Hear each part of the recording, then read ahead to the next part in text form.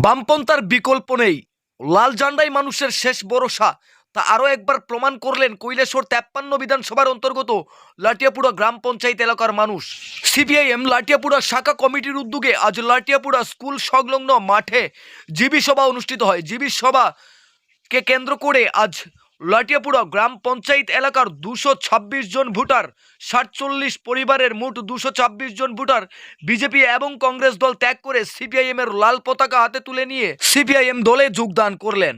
আজকের এই যোগদান সভায় উপস্থিত ছিলেন সিপিআইএম রাজ্য কমিটির সদস্য বিশ্বরূপ গোস্বামী এবং সিপিআইএম কৈলাসহর মহকুমা কমিটির সম্পাদক অঞ্জন রায় এবং সিপিআইএম কৈলাসহর মহকুমা সম্পাদক মণ্ডলীর অন্যতম সদস্য কয়েস মিয়া এবং শহর দক্ষিণাঞ্চল কমিটির সম্পাদক সাগর ভট্টাচার্য, শহর উত্তরাঞ্চল কমিটির সম্পাদক সৈফ উদ্দিন এবং শহর উত্তরাঞ্চল ডিওএফআই এর সম্পাদক রাহাত চৌধুরী পলাশ, সিপিআইএম এর প্রবীণ নেতৃত্ব অসিত পাল, প্রবীণ সিপিআইএম নেতা বিজয় মালাকার প্রমুখ।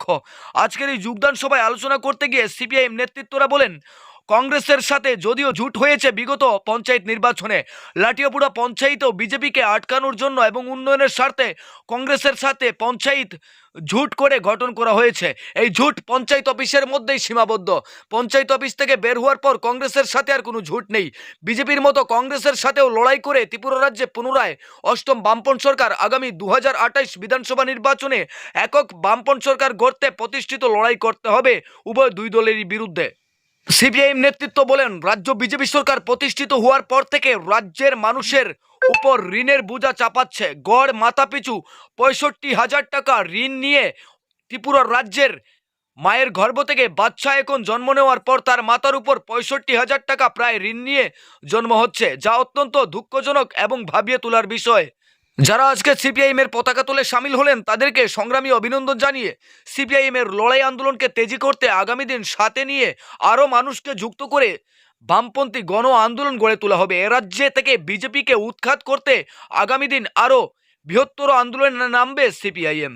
যোগদান শেষে সিপিআইএম রাজ্য কমিটির সদস্য বিশ্বরূপ গোস্বামী এবং সিপিআইএম কৈলাসহর মহকুমা সম্পাদক মণ্ডলীর সদস্য কয়েস মিয়া এবং সিপিআইএম কৈলাসহর মহকুমা কমিটির সম্পাদক অঞ্জন রায় কি বললেন শোনাবো আপনাদের। ব্যুরো রিপোর্ট, লাল শক্তি নিউজ। 226 জন ভোটার আজকে মত পরিবর্তন করে আমাদের পার্টি ভারতের কমিউনিস্ট পার্টি মার্ক্সবাদী পার্টিকে সমর্থন করেছেন এবং শ্রমজীবী মানুষের মুক্তির যে ঝান্ডা লাল ঝান্ডাকে তারা আগামী দিনে লড়াই সংগ্রামের পাথেয় হিসাবে কাঁধে তুলে নিয়েছেন।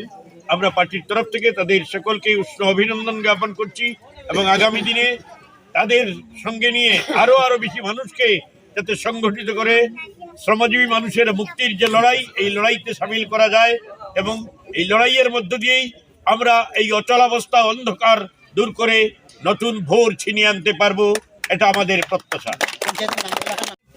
কৈলাসহর উত্তরাঞ্চল কমিটির অন্তর্গত লাটিয়াপুরা গ্রাম পঞ্চায়েতে আজকে প্রায় 47 পরিবারে প্রায় 226 জন ভোটার আমাদের সঙ্গে লাল ঝান্ডার সাথে মিলিত হয়েছেন।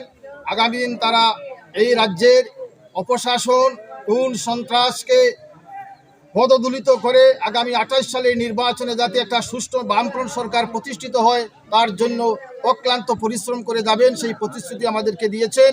আমরাও তাদের পাশে থাকব এবং সংসবীয় যে কোনো সুবিধা অসুবিধা যখন যে অসুবিধা হবে আমরা তাদের পাশে থাকব, এই আশা এবং বিশ্বাস রাখছি।